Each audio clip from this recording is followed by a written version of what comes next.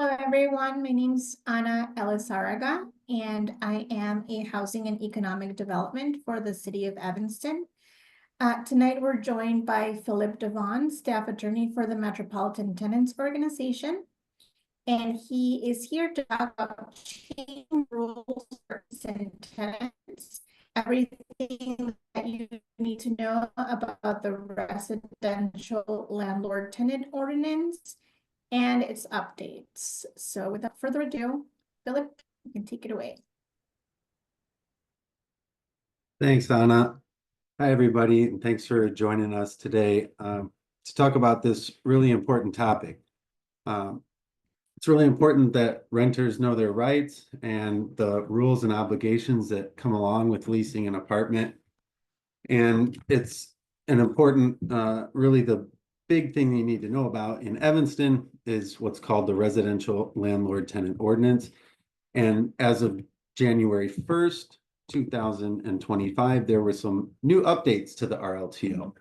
So we're going to talk about really the rules, rights, and obligations for landlords and tenants that are set out in the RLTO today. But what we're going to do is highlight some of those important changes that just went into effect. The first question you may be asking yourself, well, is the RLTO applied to my apartment? And if you live in Evanston, likely the answer is yes. The RLTO in Evanston applies to almost every unit in the city. There are some excluded units, but those are in places like educational facilities, for instance, a sorority or a fraternity house, a dormitory, a religious institution, or a medical facility like a senior care or hospice facility.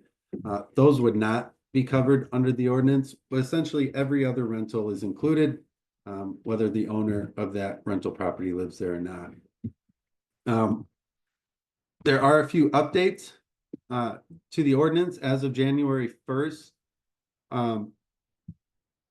Any unit in a licensed transitional facility or a shelter or a rooming house, they are also excluded.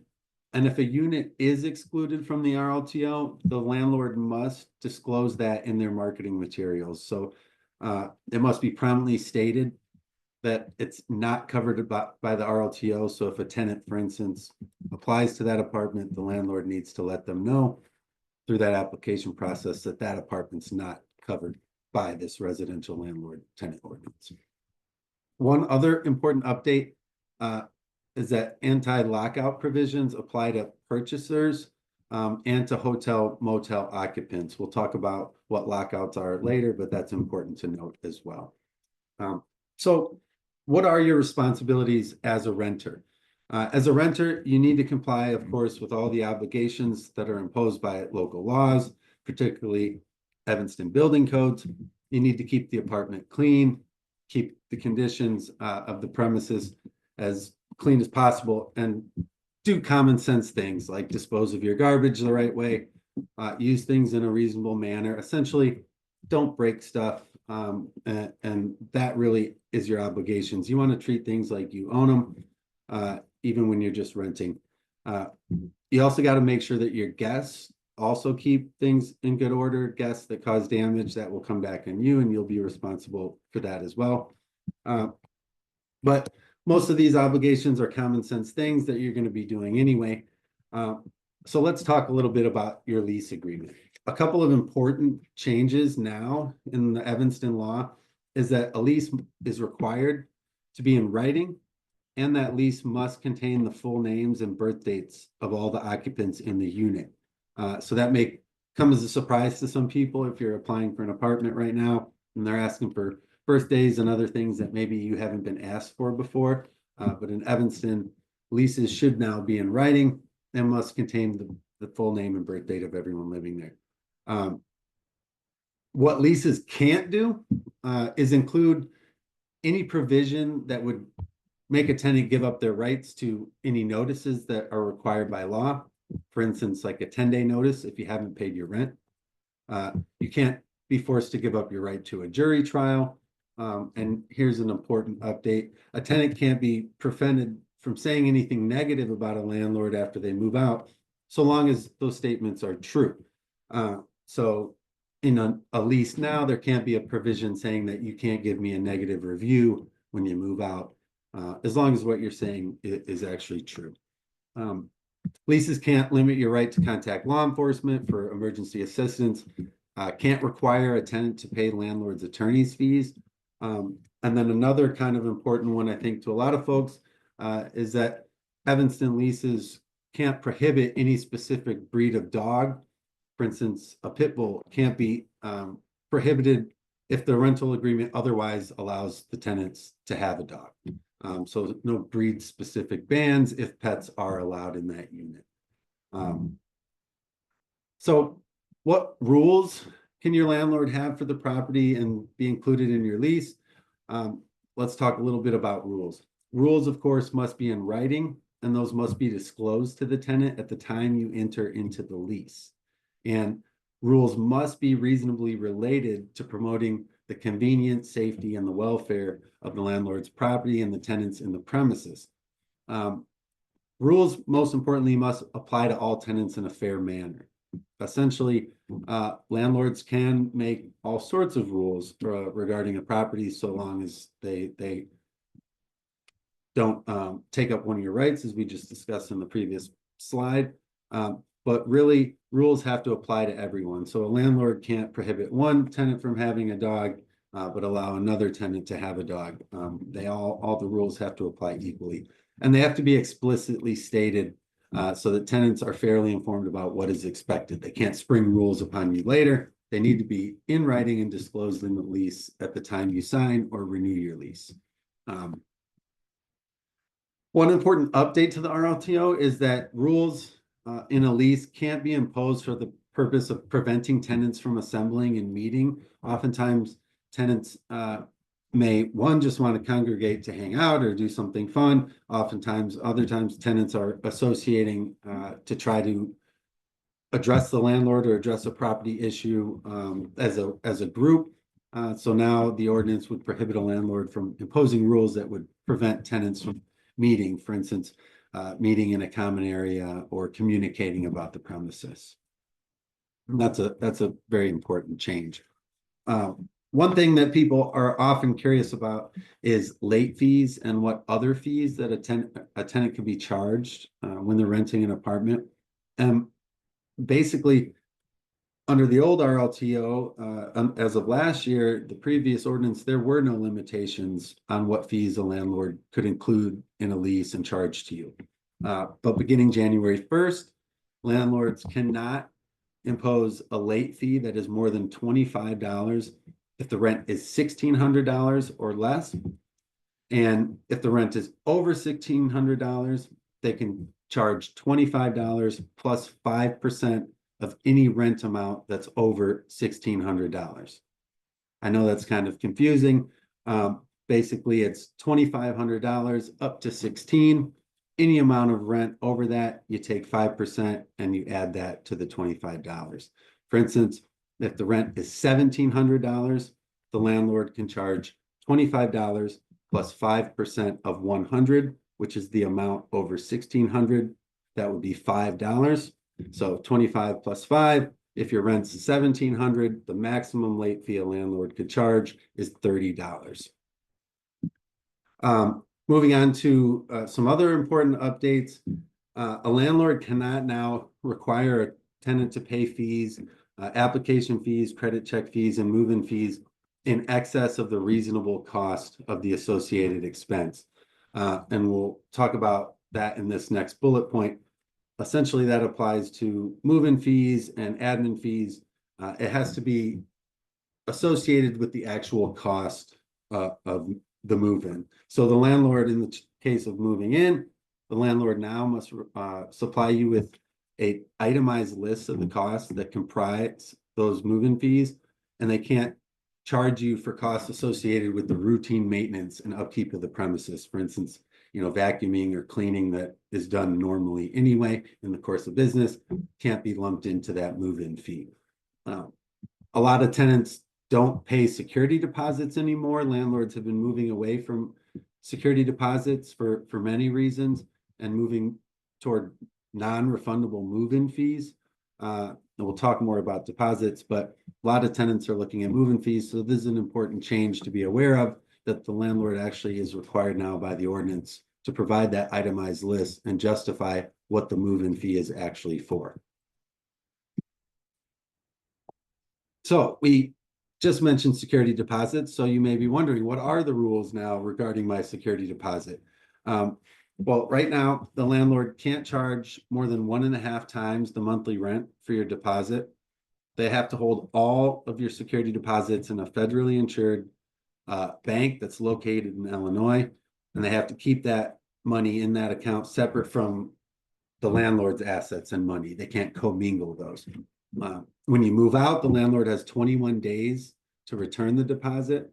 And they can only keep money from the deposit if you owe rent or if you cause damage to the unit that's beyond ordinary wear and tear. Reasonable costs that the landlord has paid for the repair of the unit can be deducted, but not costs, again, for ordinary wear and tear. Say, for instance, if there's carpet in the unit, you've lived there for 3 years and it started to wear down because you walk in and out of the unit every day, that would be considered normal wear and tear. If they are going to withhold because there's some damage, they need to provide a detailed explanation for the amounts withheld within that 21 days if they've kept money behind. There are a couple of updates, if I can get my slides working here. Landlords can't now avoid the rules by calling security deposits a non-refundable fee or a move-in fee. Move-in fees cannot be, by state law, cannot be equal to your rent. Otherwise, it is a security deposit. So basically, if it looks like walks like a duck and talks like a duck, in this case, it is a deposit. So again, if you have questions or if it's real close and you're not sure, this is an instance you'd want to reach out to MTO and we can help look over that lease or answer a question for you. Another important one, a change to the deposit rule, is that landlords are not required to pay interest. Interest has always been a very, very small amount, but the penalty for not paying that interest was a big deal. So landlords are no longer required to pay that interest. So just be aware of that and don't be expecting that.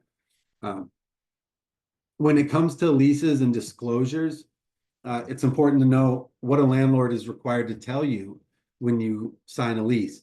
And one important thing about leases in general is that you always should read your lease. Make sure you read it in detail. Make sure if there's a provision you're not sure of, that you ask the landlord or ask someone else, reach out to MTO, reach out to the city of Evanston, and find an advocate that can help you understand what that provision is. You don't want to sign something that could get you into a problem down the road. When you are signing a lease, landlords are required now to, of course, disclose their or their agent's name, address, and telephone number. And if ownership changes, the successors, the new owner's name, address, and telephone number. Now, under the new RLTO or the amended RLTO, they also have to disclose a few other things. They need to disclose whether the landlord or the tenant pays the utilities. So heat, cooking gas, electricity, these things need to be laid out in the lease that either the landlord or tenant and who is responsible for paying those things. They also need to disclose the utility costs for the previous 12 months paid to the landlord or the utility company, or provide their best estimate. They need to provide any of the building code violations, if any have occurred in the previous year, and any potential shutoffs that have been threatened by the city or a utility service. Of course, they also need to now disclose any known lead hazards, any pending foreclosures, and how to detect, report, and remediate bed bugs. Again, these are all important things that you should know about when you're signing a lease, and it's important that you go through the lease and make sure these things are there and that you read through them and you're aware of any of these potential issues, particularly because a lot of times in a lease, you may check a box that says you received these, but it's not actually in there. So it's important to read through and make sure everything is what it says it is.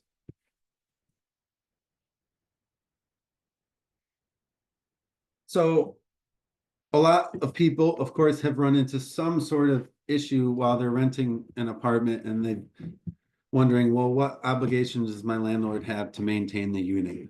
And the answer is pretty simple. They have to maintain the premises in compliance with all the building codes, any other applicable laws. And they have to bear the costs and responsibility of maintaining that and making those repairs. Tenants, of course, have the responsibility of notifying the landlord, and I think we'll talk about that a little more here in a moment. But landlords have to essentially foot the bill if that's something that they provided. If the fridge was something that came with the unit when you rented it and the fridge is in need of repair, that would be the landlord's responsibility. Landlord also needs to address any criminal activity on the premises. And if required by the lease, they have to supply those essential services and pay. Again, all of these things are important reasons to make sure you read the lease, and also important to just stress the importance of documentation. For instance, if there's criminal activity or you have an issue with someone on the property or something goes wrong, you want to make sure that you document that, put it in writing, send it to the landlord. Even if your common form of communication is text or phone calls or in person, try to put that in writing and send that as a follow-up later. Just to have a paper trail, it's really the best way that tenants can protect themselves. Under Evanston law, and like many other places, essential services have a faster time frame for which landlords need to respond than other repair issues. If there's a hole in the wall or something, that'd be a 30-day notice, or rather a 10-day notice, as opposed to a 7-day notice if it's an essential service. And an important update: air conditioning and internet access are now considered essential services that must be supplied without interruption if the lease requires. And now, which in the past you haven't had the same right to essentially demand a speedy repair if you were without air conditioning or without internet. And in fact, those weren't considered essential services at all. So a lot of tenants were out of luck when the AC wasn't working if it wasn't in their lease. So that's a really important update that's great for renters. And everyone right now, we're using internet to host this webinar. And in just a few months, a lot of us will be cranking out those air conditioners. You've probably asked yourself, excuse me,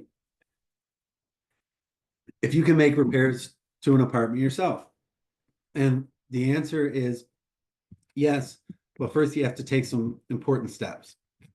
And like with anything, that first step is putting things in writing and making a formal request to the landlord. However, I would caution any tenant that is thinking about making a repair themselves or thinking about exercising their rights to reduce rent, to make sure that that isn't the first time your landlord has heard about the problem. If there's an issue, make sure you give them a heads up, give them a fair a chance to try to address the issue. And if things haven't progressed, then consider exercising one of your rights.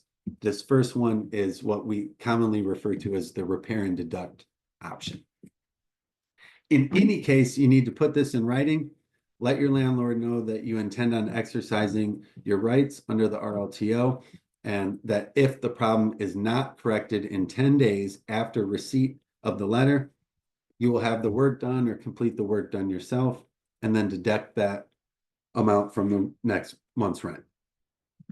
In the past, the limit on that was $200, which isn't a lot, but that has been increased. So now when you do a repair and deduct, if he hasn't fixed it, you've tried talking to the landlord, things haven't been addressed, you send your 10-day notice. If things are not fixed within 10 days, you can do the work yourself. And the new limit is $500 or half month's rent, whichever is greater.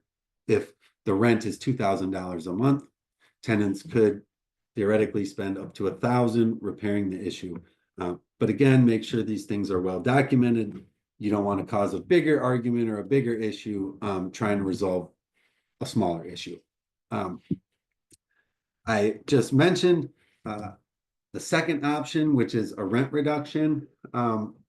Again, very important before anyone considers getting to this point that they've discussed this problem with their landlord. They've really tried to address things. And this is really a last ditch effort because you don't want to end up being in a bigger issue or having an eviction kind of dispute on your hands because you didn't pay all the rent. So in this case, however, this is really a good option for tenants if the problem is something that you could not fix yourself. If there's mold or there's a constant leak that keeps, those are things that would be more suited for a rent reduction. Again, you'd have to write this letter if the landlord has not fixed it in 10 days. And most importantly, and the condition has been cited as a code violation by the city of Evanston, then a tenant can withhold a percentage of their rent. Unfortunately, tenants often ask, well, how much can I withhold if this is the problem? Or how much can I withhold if this is the problem? The law in Chicago, Evanston, everywhere, the law is not specific when it comes to this rent reduction provision. What the law says is that you can withhold an amount that reasonably reflects the reduced value of your unit due to the material non-compliance of the landlord. What we suggest is you should be very modest because oftentimes when tenants withhold rent in any amount, it ends up causing a bigger dispute over the rent. And now we've got two problems, a rent dispute and a repair issue. So I also think if you're considering to do this, make sure everything is documented well and consider trying to talk to an advocate to see if there's a way to do things that won't cause a bigger problem. That's very important. And a paper trail is a great way to protect yourself against retaliation. But moving on to another important question that we often get at MTO, which is when can my landlord enter my apartment? And a landlord can enter your unit with consent for legit purposes. That's including doing inspections, making necessary repairs, or showing the unit to prospective renters or purchasers. They have to provide 48 hours notice by mail, telephone, writing, or other means that's designed in good faith to provide notice. I know that sounds a little ambiguous. Essentially, it means it needs to be in writing unless it's a good faith way that they know you. So essentially, if you communicate normally by text every day or whenever there's an issue, sending a text would be a good faith, and a method that is designed in good faith to provide notice. So again, I would still just tell landlords or tenant landlords that this is your preferred method in writing.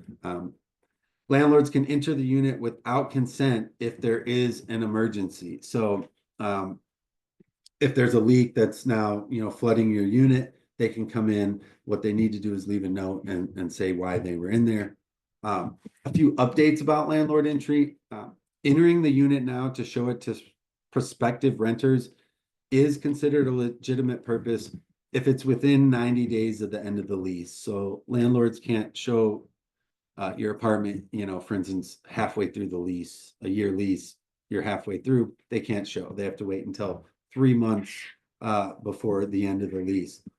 Entries are presumed reasonable if they're between 8 a.m. and 8 p.m.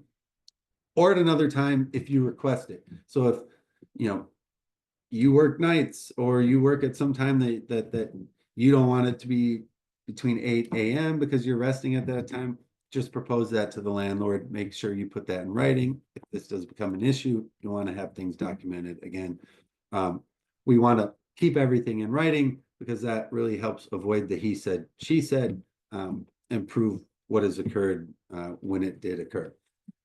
If the landlord enters for an emergency purpose, again, like I mentioned before, they have to provide written notice that they've done so, and they have to do that within 48 hours. So essentially with landlord entry, they have to give you 48 hours notice beforehand. And if they do so while you're gone for an emergency only, they have to provide you notice of that within 48 hours as well. So now many of us have run into this issue, and I talk to folks in this this circumstance all the time. You know, what happens if a tenant can't pay rent or they've fallen behind for some reason? Uh, the same thing I say about repairs, I say about rent and essentially every issue, which is first talk to your landlord, talk to them right away. Uh, Communicating can help you avoid an eviction, and it can certainly help you at least buy enough time to find out an alternative or maybe work out a partial payment plan until whatever the issue is resolved. But whatever you do, don't ghost the landlord or not pay the rent and not communicate it. It's in your best interest if you're having a problem paying the rent, to communicate to the landlord, and then also reach out to someone like MTO. There are oftentimes, not always, but there are oftentimes rental assistance programs available to Evanston renters. There's one available right now. So if you are behind, first contact your landlord and then reach out to an advocate, reach out to MTO and see if there's some resources available. The way it works if you have not paid your rent on time is that the landlord can give you a 10-day notice. Everywhere else in Illinois, it's a 5-day notice, so that may be confusing. But in Evanston, if you're behind on rent, your landlord can issue a 10-day notice. What that means is that you now have 10 days to pay the full rent that you owe. And if you don't pay it within the 10 days, the landlord could go down to the circuit court and file an eviction case. There are a few changes. Now the 10-day notice must be delivered in compliance with the Illinois Eviction Act. Essentially, it means they can't just slide it under the door or tack it up on the wall, but they have to give it to a resident of the domicile that's 13 and older, or hand deliver it, or certified mail with proof of delivery. All tenants in RLTO units are entitled to 10 days notice, and there's no exception for owner occupied 2 flats anymore.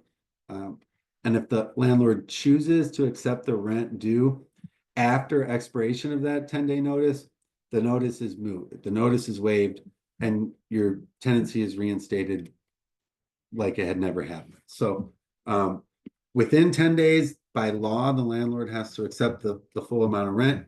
But if they accept it after the 10 days, by operation, the 10-day notice is nullified. And now under Evanston law, one time during your tenancy, you can pay the rent due plus any legal costs, basically the filing fees, to a landlord after the expiration of the 10-day notice, and they have to reinstate your tenancy and dismiss the case. That's basically a one-time deal in each tenancy. If it happens, and then you fall behind again and end up in eviction court, that's not available. But it is a helpful thing because oftentimes you may be able to get some rental assistance or the time you need to get the money together. Let's see. If you violate your lease, the landlord essentially can do the same thing. They're going to need to give you a written notice. It's going to need to specify what rule you supposedly broke, and how you rectify that.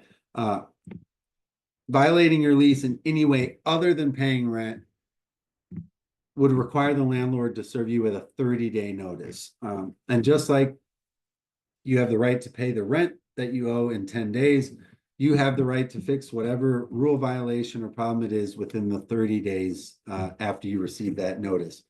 If the problem does happen again, though, during the lease term, the landlord can terminate the lease on a 30 days written notice without providing a second opportunity to fix the problem. So this is important because if you get a 30-day notice and you correct that problem, you want to be very certain that you've documented this in writing and gotten the landlord to acknowledge that you corrected this problem. And then you want to make sure that that doesn't happen again, because if so, the landlord could just serve a 30-day notice. And on that second time, you won't have the opportunity to correct that rule violation. For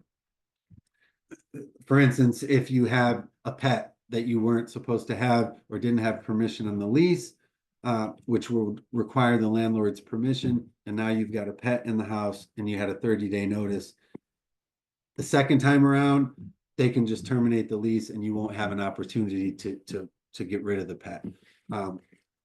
If the landlord accepts future rent after giving a 30-day notice, then the landlord can't file an eviction case for that problem, however. And all tenants in RLT units are entitled to, this should say 30 days notice, not 10 days notice. Again, no exception for owner occupied 2 flats.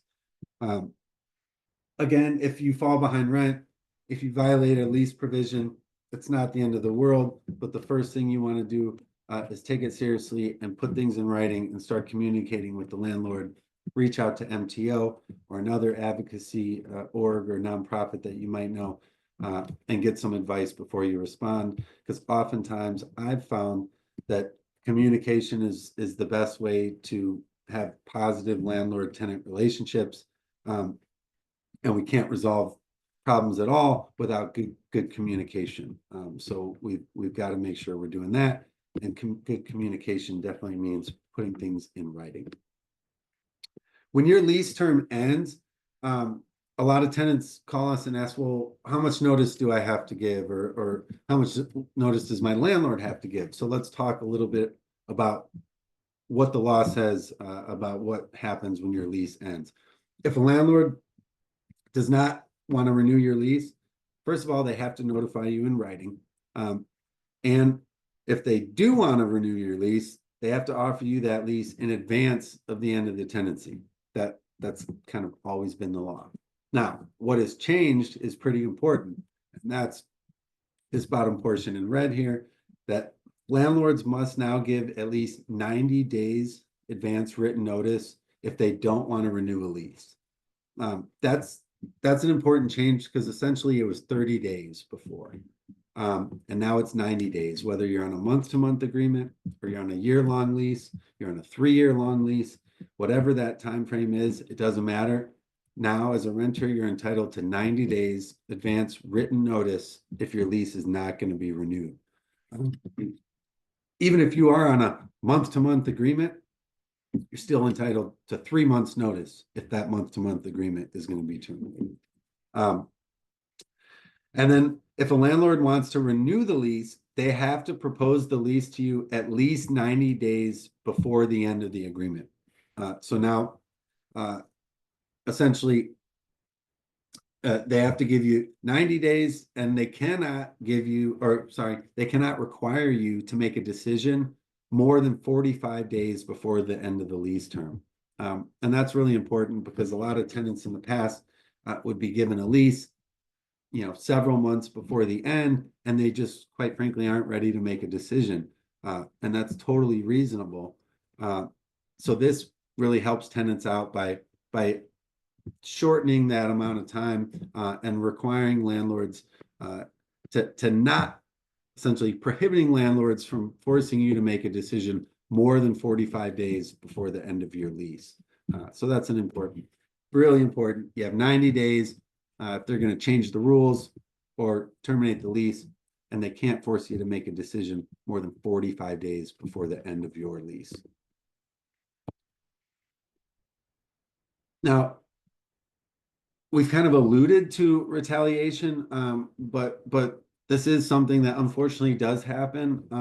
Most landlords are not retaliating against tenants, but when it does happen, it's important that you have been documenting things because that's the #1 way to protect yourself against retaliation.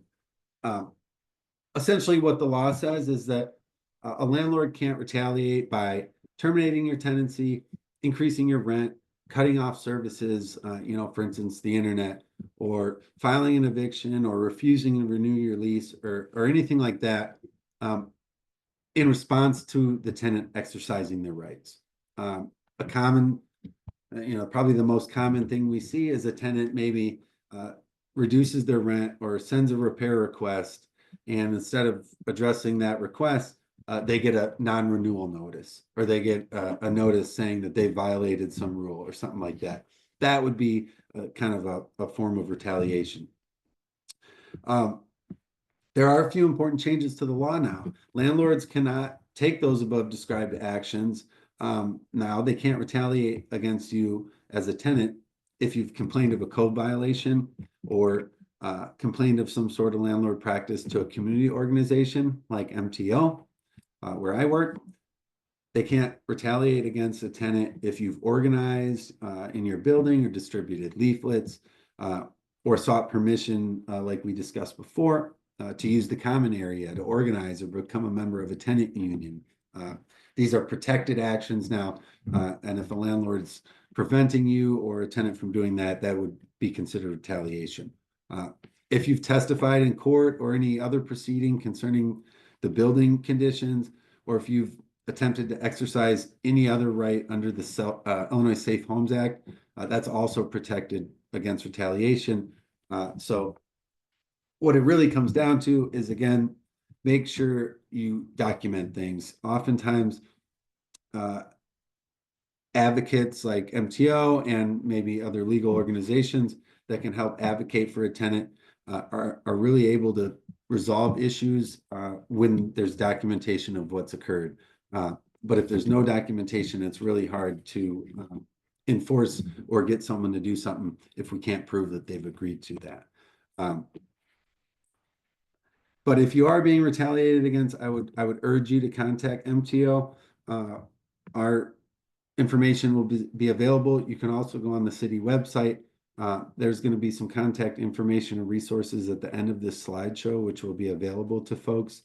And the recording, I know, will be available as well. But if you're being retaliated against or think you might be being retaliated against, reach out to MTO or another organization like Open Communities there in Evanston, and we can talk about that with you one-on-one.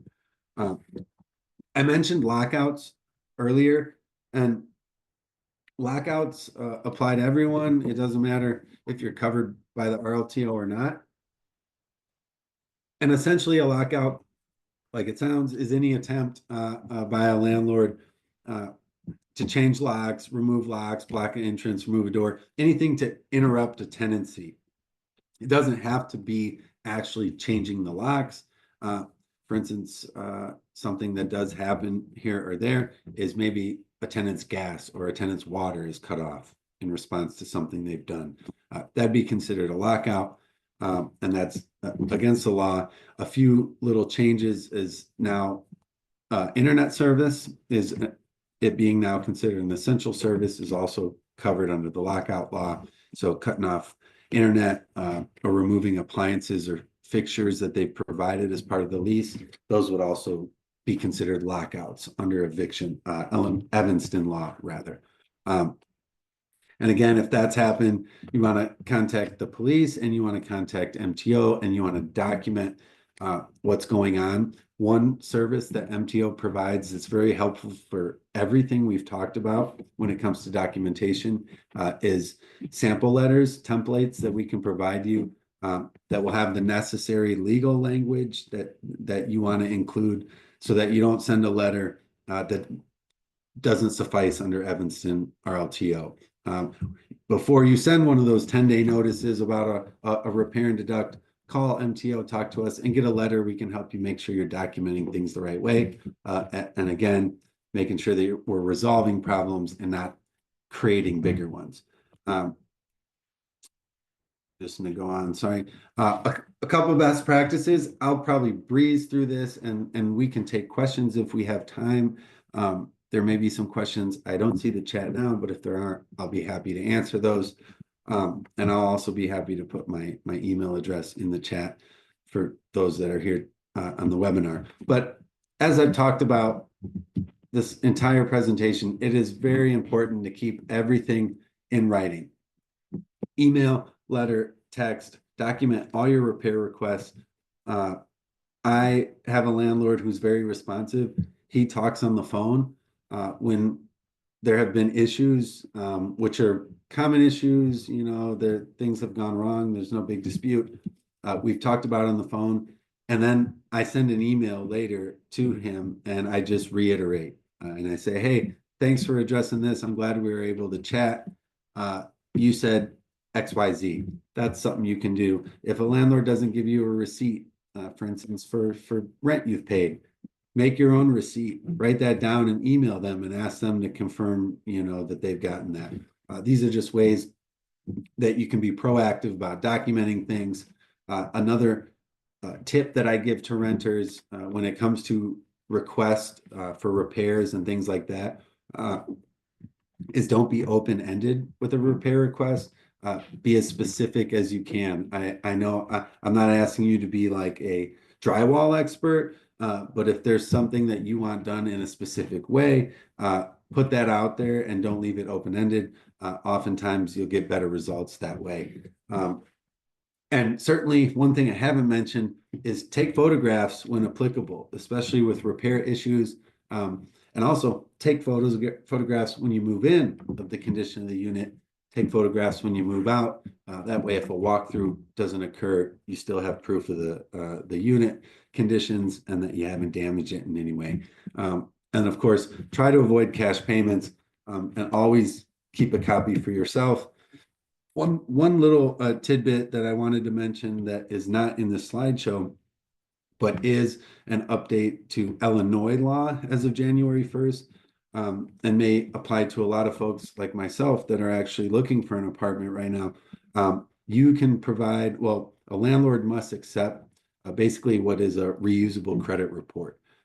So everyone can Google this, but essentially you can now purchase your own credit report so that if you're going to be applying to multiple apartments, you can provide that to the tenant. That way you don't have to pay the application fee associated with that, them running that report each time you apply.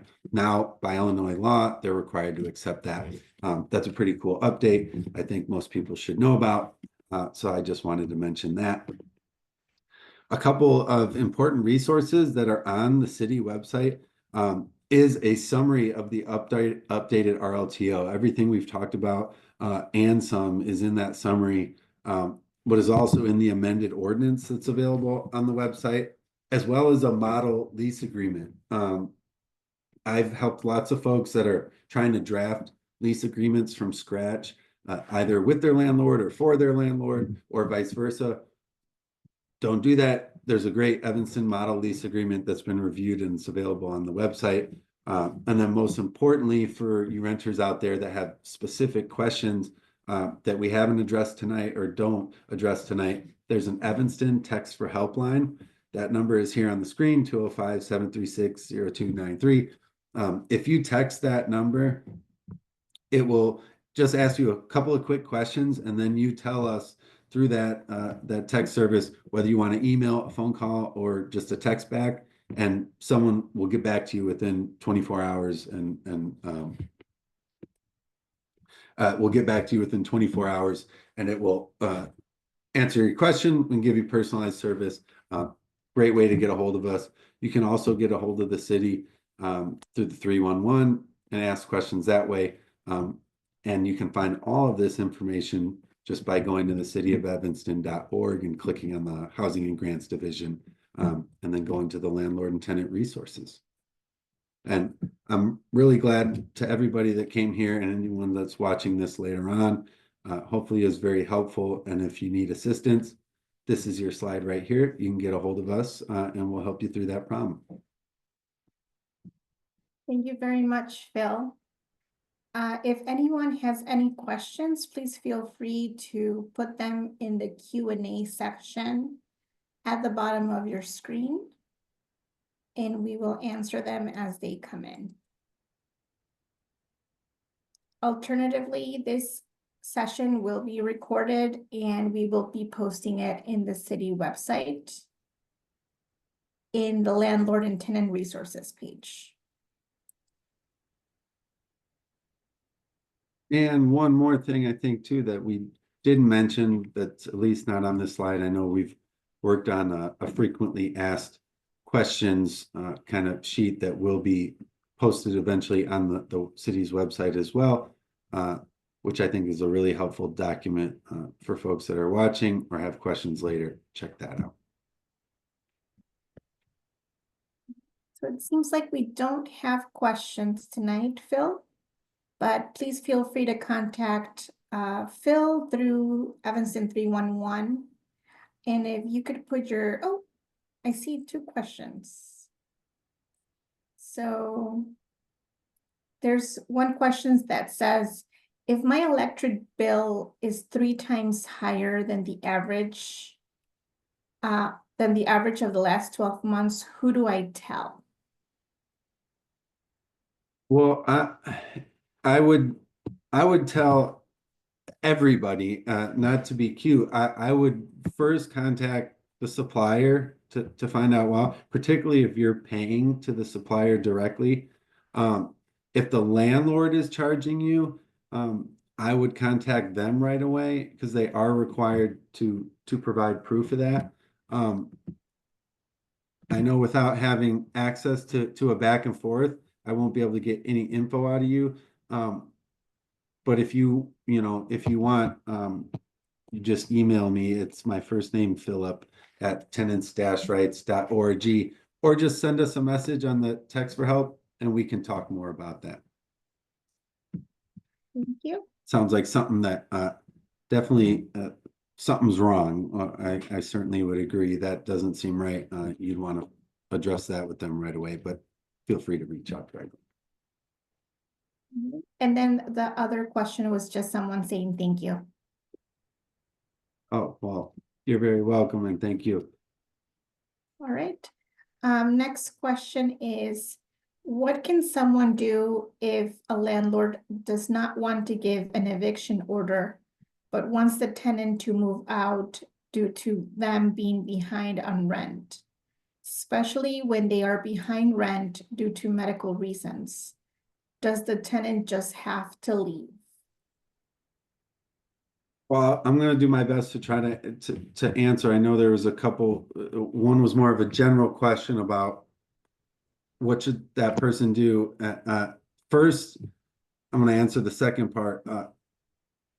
A tenant doesn't just have to leave. When it comes down to the law, the only way a landlord can force a tenant out is by going to eviction court, winning that eviction case, an order of possession being entered, and in that case, only the sheriff of Cook County can evict a person. They would be the one to carry out that order. So only after all of that has transpired can a tenant be forced to leave. But with that said, I think it may be a good thing that the landlord doesn't want to go to court or maybe hasn't gone to court, because that may give us a chance to help a tenant in that circumstance negotiate for the time, or even provide rental assistance or some means to avoid eviction court. Because what we don't want to happen is that you end up in eviction court and then that goes on a tenant's record. And the way it works now, unfortunately, is a landlord, when they do these searches, they don't see if you won the case or if it was dismissed. They just see that you were in eviction court, and it really makes it hard for folks to get a new place. So we want to avoid eviction court, particularly if a tenant is going to be in the market for a new rental. We want to make it as easy possible to do that. But if that's you, or someone in a situation like that, that is kind of what I deal with at MTO. We have an eviction prevention program that really tries to help keep landlords and tenants out of court, and work out some sort of agreement to give you the time and dignity you need to move if that's the only option. So please reach out to us and we can talk more one-on-one. And I think I see now, sorry, I just got access to this. I think I see a follow-up to that this person provided the option for rental assistance, it sounds like, but the landlord doesn't want to. That is an issue we've run into. But I think sometimes it may help if an advocate or someone else, we can try to reach out. Oftentimes we've been able to mediate, for lack of better words, between a landlord and tenant and get them to participate. There's some other leverage and other things that may be at play that we can use to help convince a landlord to do that. We'd have to talk a little more in person to get more information about the situation. But I definitely, in this case, urge you to reach out and talk with us at MTO, because I think we may be able to help you. Of course.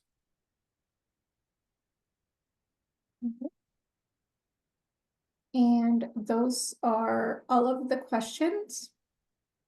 If anyone else has any other questions, feel free to drop them in the Q&A section.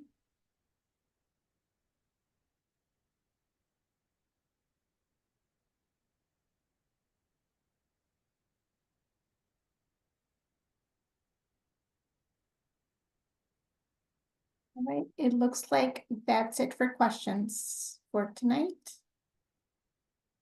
Thank you very much, Phil, for all of your information. Oh, and be on the lookout for all of the recordings in the city website. Thanks for having me, Anna. I really appreciate it, and look forward to helping anyone that reaches out. Thanks again. Good night.